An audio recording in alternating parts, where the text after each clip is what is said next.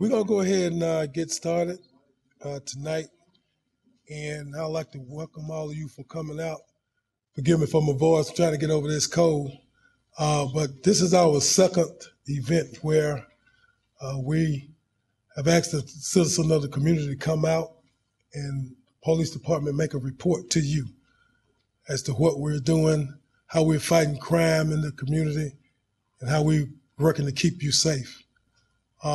So tonight is the second one. We planning on having another one closer to the Thanksgiving holiday season, so we can give you some more pointers on how to be safe during that time of the year. But to get started, I'll tell you a little bit about myself, and then I'm going to introduce the Chief of Police. I've been policing here. First, my name is Gary Sparks. I've been policing here in the city of Douglasville for 22 years, and I've worked in all divisions within the police department: patrol, detectives, SWAT, drugs, gangs, and I'm from Douglas County area, born and bred. So I guess when I die, I'll be Douglasville dead, so I'm gonna be here. And I love this community, and I raised 2 kids up in this community. All my family is from the Winston, Georgia area.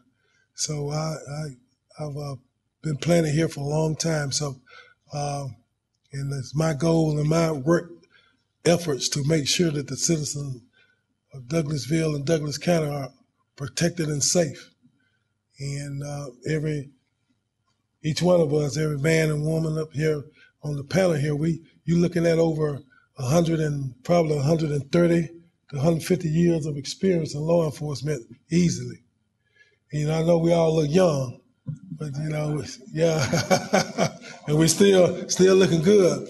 And that's and that'll lead me right on into introducing your Chief of Police, Chris Womack. As you can see, it's a new day here at the City of Douglasville Police Department. Not only with the changing of the color of the cars, but the morale, the esprit de corps that our officers are showing, the way the officers are getting out here serving and protecting and treating the community is all attributed to Chief Womack's leadership. And he's only been in this position for, Chief, about 8 months, 9 months. And we're going to take it to a new height. And we just appreciate his leadership and what he's doing for the police department. And without further ado, we're going to have Chief Womack to come up and say some words.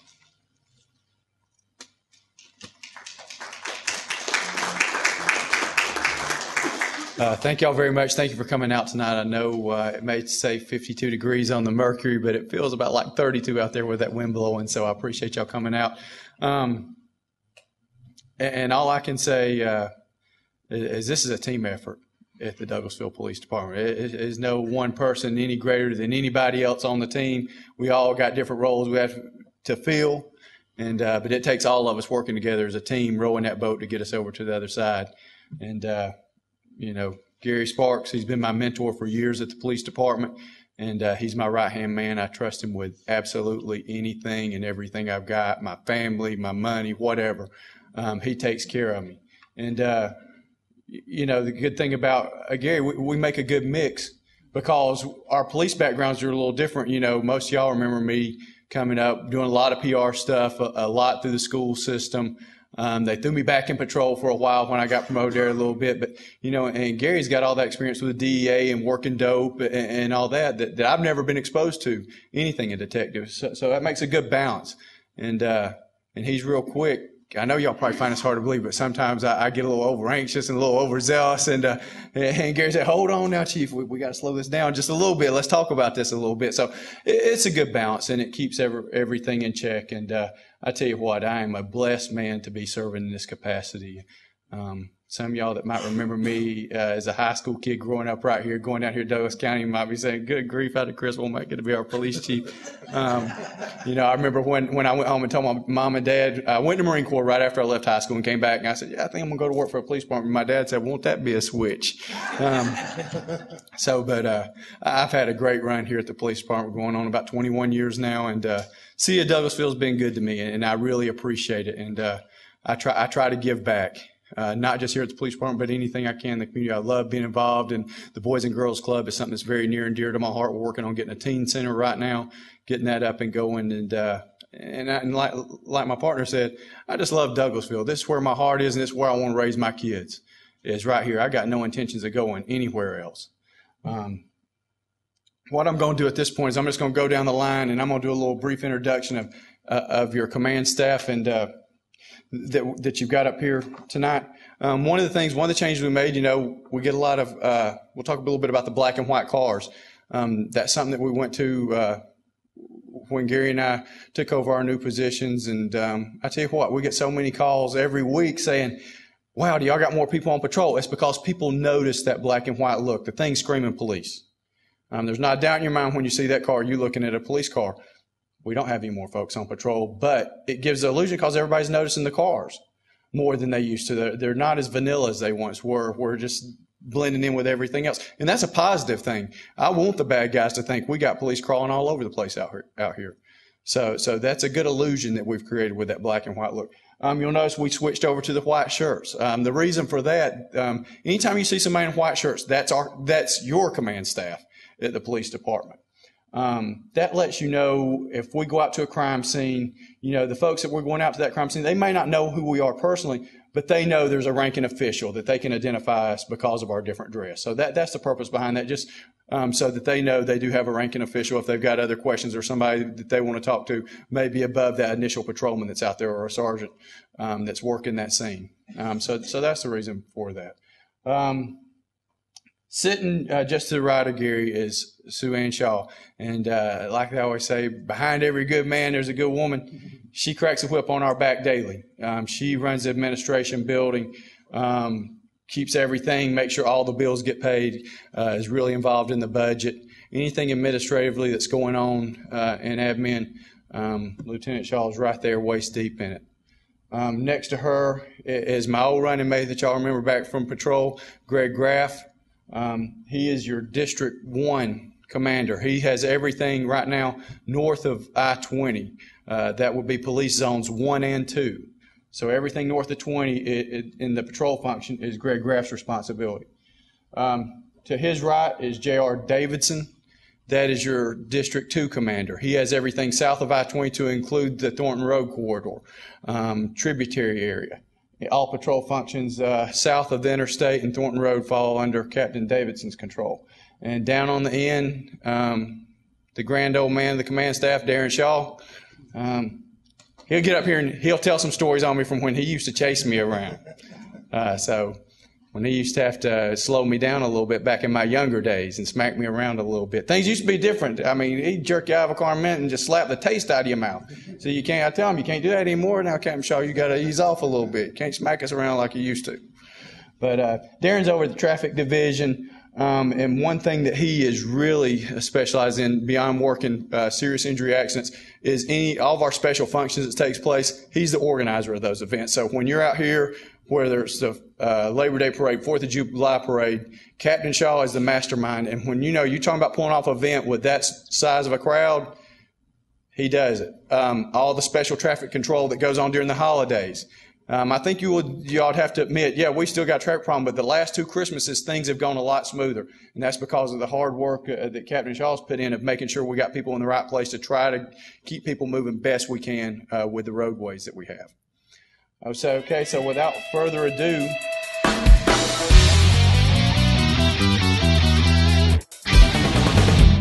my name is J.R. Davidson. I'm glad y'all could make it out tonight. I'm over District 2, which is everything south of Interstate 20, including Arbor Place Mall, Thornton Road. My district is comprised of a lot of commercial business, obviously the mall, the Chapel Hill Road corridor, which has a lot of shopping centers on it, and Thornton Road has a lot of apartment complexes and also businesses. That's why tonight I'm going to focus mainly on commercial and business. If any of you own a business, I'm going to give some safety tips for that. If you don't own a business, I think Captain Graff mentioned being aware of your surroundings is important. If you're aware of what's going on around you and the dangers around you, you're much less likely to be a victim. So some of these things, when you're just out and about, if you see them tonight, you might think about them another time when you're going to a convenience store at night and that kind of stuff. Right now, my division, everything south I-20, is experiencing a lot of apartment burglaries, as well as entering autos in apartments, shopliftings, and also vacant homes that are being burglarized. There's a lot of foreclosed houses out there, a lot of empty houses, as well as houses that were built but never moved into. So with that said, go ahead and start. The things I'm going to talk about mainly are counterfeit money, employee theft, robbery, burglary prevention, and shoplifting. Counterfeit money, if any of you are in a retail industry, low denomination bills that have been changed to look like a higher denomination bill is pretty common. They'll actually cut the corners of 20s and 50s and paste them onto lower denomination bills and make copies in different ways and pass those off. Obviously, everybody knows that the printers you can buy today at the store compared to 10 years ago are incredible, so much more higher quality. You can make anything you want. The toughest thing for these people to do is to get the paper to match. So a lot of times that's what you need to focus on, the paper. And if you hold it up to a light, the little bars that are across inside the bill that you can see. If you have counterfeit detection pins in your retail establishment, you can try and use those. They aren't 100% accurate though. Sometimes they do not pick up counterfeit bills. Sometimes they show counterfeit when they really aren't. And be suspicious of people who have a $100 bill for a pack of gum. They might be, some people will just want change and that's all they have, but more common is somebody who's doing counterfeit bills. They'll travel from business to business, different communities, getting their money out of those bills. Employee theft is a huge problem. An important thing to do if you own a business is to separate your accounting from your retail operations, the people who run the cash registers. If you have one person who's in charge of everything, it's so easy to hide transactions and steal money and you'll never know it. You have to separate responsibilities so that someone else will pick up on somebody stealing from you. Employee discount and fringe benefit policies. If you have just kind of a policy that you can get a discount, but you aren't real specific and have it written, people are going to take advantage of it and start giving away stuff to their friends. A lot of times employees, one way they steal is to put stuff out in the garbage, behind the business or whatever, in the dumpster. They'll put some stuff in a box, in a bag, take it out to the dumpster. They're just taking the trash out, come back later that night and pick it up. That's why it's important to flatten boxes out, cut them up so that there's nowhere to hide stuff like that. Security cameras, extremely important. Today's security cameras, you can get digital DVR systems that have excellent quality. If you still have systems that use VCR tapes, we have a lot of trouble with the quality of the videos, and although it can be helpful to see what kind of clothes a suspect was wearing, you can't always identify who they are. I am going to show some pictures. All the pictures you'll see here were incidents that did happen in Douglasville. This is a check fraud case. This is pretty good quality video, is what I was talking about, a digital system where they can go back and get you the pictures pretty quick. This is not so good quality. The gentleman in the white shirt on the left committed a theft, and we weren't really able to identify him. We had a suspect who looked like him, but there's not a lot you can do with that quality. So my point here is that if you're going to spend money for a video system, make sure it's a good one. Don't just waste your money on a lower quality system. Banks generally have excellent quality. You can see this gentleman was known as the cell phone bandit. He hit banks all over Georgia. He's always talking on a cell phone. But this is what we can do if we have good quality video. We can make these flyers and send them out all over the place. Robbery prevention. Important thing to do to stop robberies is to train your employees correctly. If they see anything suspicious, They need to know to call 911 and write stuff down. Write down, if a guy comes in and starts asking weird questions, jot down a little description of the guy. Talk to him. Caution employees against divulging security information. It's pretty easy for someone to call up a business and talk to, especially if you have teenage employees, and just start asking them questions, maybe pretend they work for a security company or an alarm company, and start asking questions about what their procedures are, and you'd be surprised how much information people will give out over the phone without even knowing who they're talking to, including, this can include things as little as closing time, how busy are you at the end of the shift, at the end of the night, that kind of thing. Maximize visibility.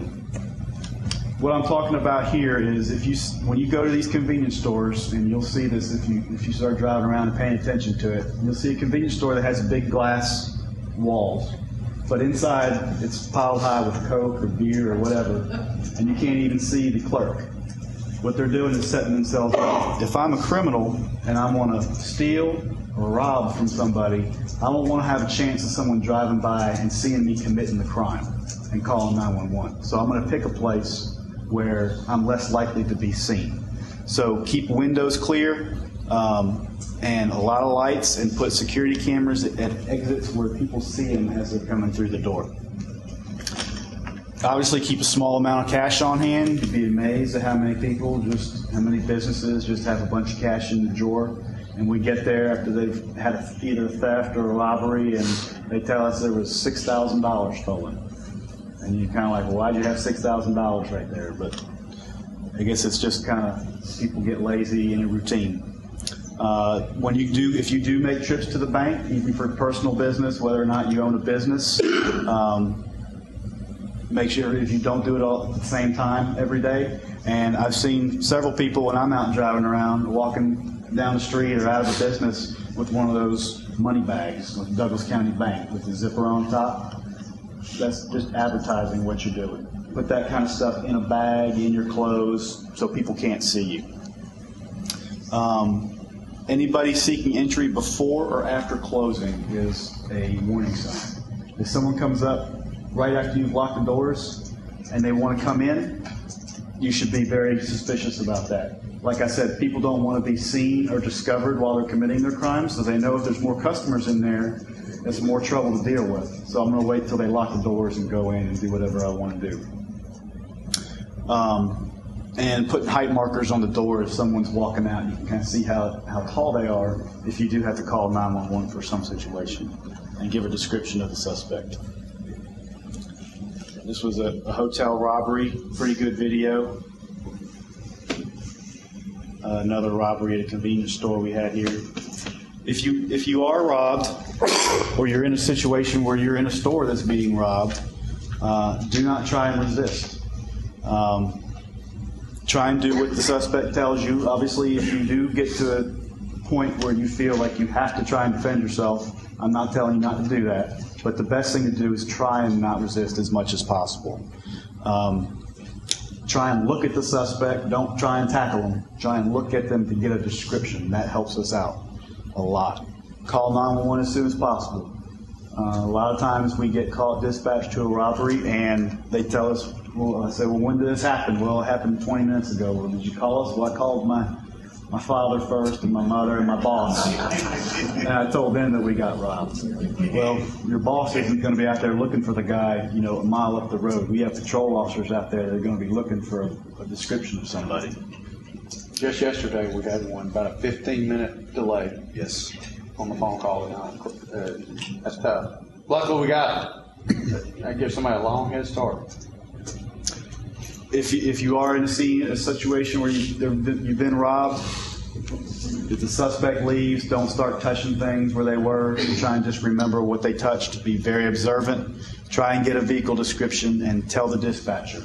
And just so y'all know, if you ever are in a situation like this and you call a dispatcher and you tell them, I've just been assaulted, robbed, burglarized, the dispatcher is not only talking to you, they're talking to the patrol officers. So if you feel like you're being ignored, you really aren't. You might tell them it was a white male, he had a gun. Well, they're going to be telling on the radio, all officers be on the lookout for a white male with a gun. So you're going to hear silence some. You're not being ignored. They have a lot of things they have to do very quickly. If you are in a business, you need to lock your doors after the robber leaves. You don't want more customers coming in and contaminating the scene.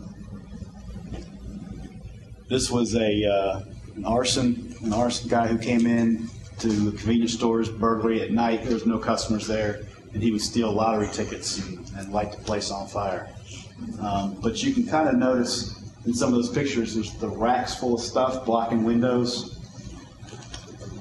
Burglary prevention, alarms will help you every time.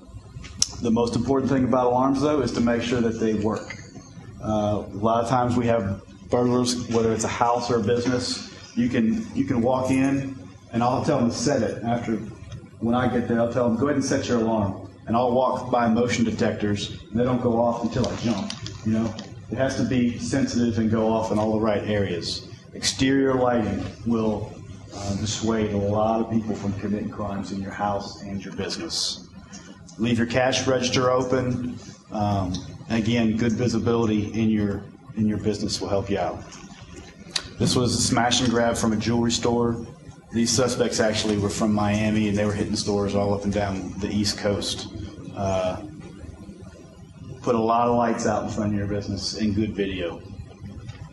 Shoplifting, I'm going to skip some of this stuff. The main thing about shoplifters, if you have a business, a retail store, everybody who comes in, every customer, greet them. Say hello, how you doing? My name's so-and-so.